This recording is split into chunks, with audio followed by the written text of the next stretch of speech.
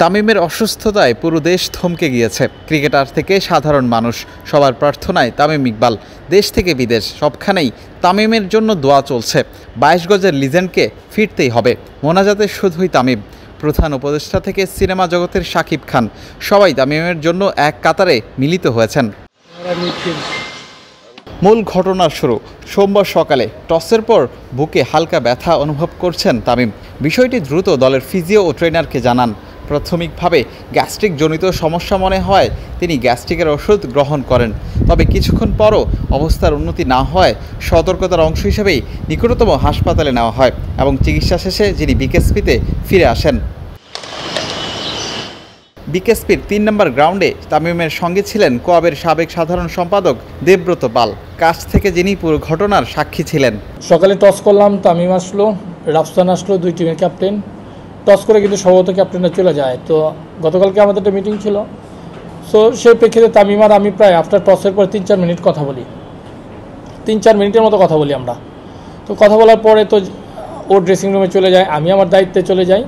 ম্যাচও কিন্তু স্টার্ট হয়। Match start হওয়ার প্রায় এক্সাক্ট টাইমটা বলতে পারতেছে আধা ঘন্টা 40 মিনিট পরে এনাম ফিজিও মোহামেডান স্পোর্টিং ক্লাবের আমাকে ফোন দিল, Tamim Iqbal feeling pain to his chest, so we want to shift him to the hospital.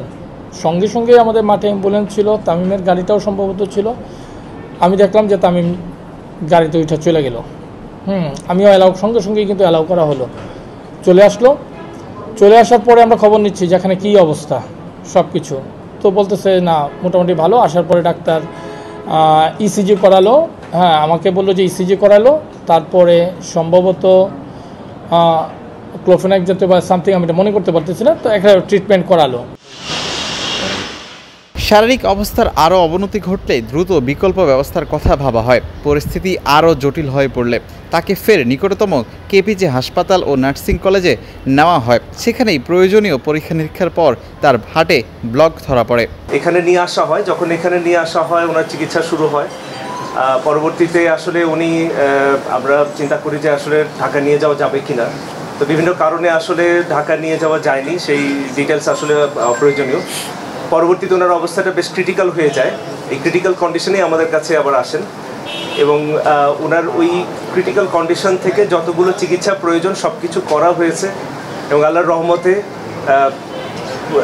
যে কন্ডিশনটা আসলে অনুকূলে আছে এবং ওনাকে আমরা বলি যে ওনার একটা হার্ট অ্যাটাক হয়েছে।